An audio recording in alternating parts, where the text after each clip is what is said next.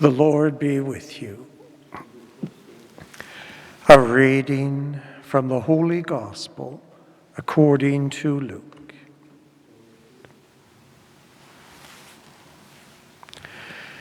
Since many have undertaken to set down an orderly account of the events that have been fulfilled among us, just as these were handed on to us by those who from the beginning were eyewitnesses and servants of the word, I too decided, after carefully going over everything from the very first, to write an orderly account for you, most excellent Theophilus, so that you may know the truth concerning the things about which you have been instructed.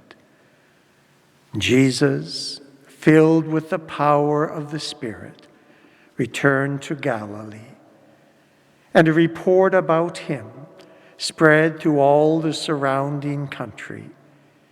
He began to teach in their synagogues and was praised by everyone. When he came to Nazareth, where he had been brought up, he went to the synagogue on the Sabbath day, as was his custom. He stood up to read, and the scroll of the prophet Isaiah was given to him. He unrolled the scroll and found the place where it was written, "The Spirit of the Lord is upon me, because he has anointed me to bring good news to the poor. He has sent me to proclaim release to the captives and recovery of sight to the blind, to let the oppressed go free, to proclaim the year of the Lord's favor." And he rolled up the scroll, gave it back to the attendant, and sat down. The eyes of all in the synagogue were fixed on him. Then he began to say to them, "Today this scripture has been fulfilled in your hearing." The Gospel of the Lord.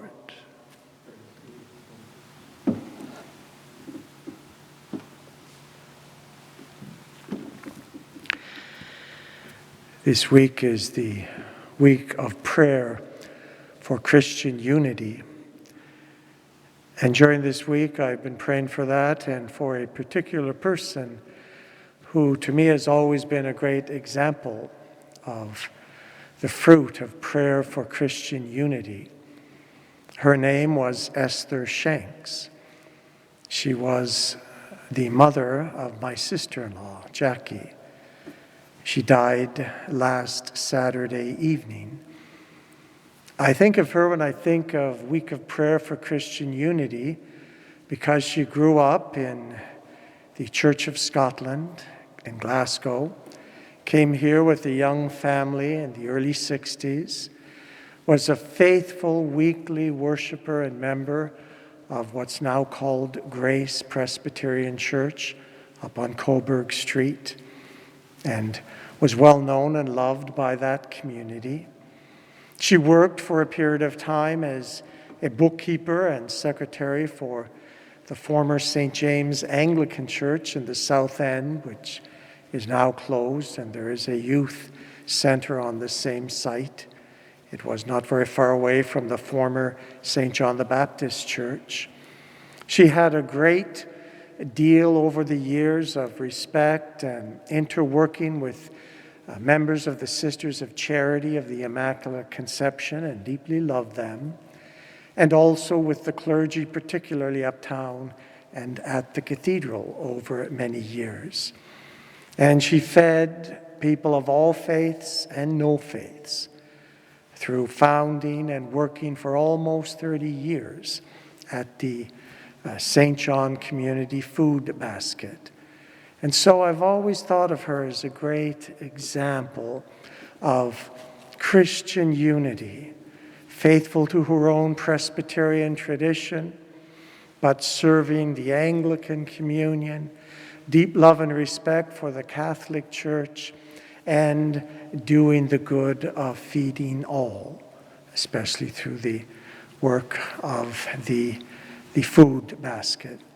And so I pray for her that she may now rest in peace.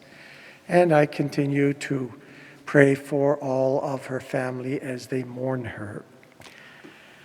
Today I want to speak just briefly now about our gospel reading. It's actually two sections. The prologue of Luke's gospel, which is chapter 1, verses 1 to 4, and then it skips over the readings of the past few weeks, the account of Christ's birth and leading up to his baptism, and finally it picks up with his adult ministry in chapter 4, verse 14. And so in the prologue, we hear from Luke, although we don't get his name.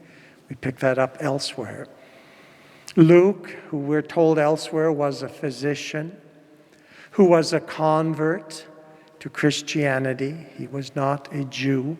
He was a pagan before becoming a Christian, who came to the gospel, spent some time traveling with St. Paul, but whose major form of evangelization was to write two books that are dear to our New Testament: the Gospel according to Luke and the Acts of the Apostles.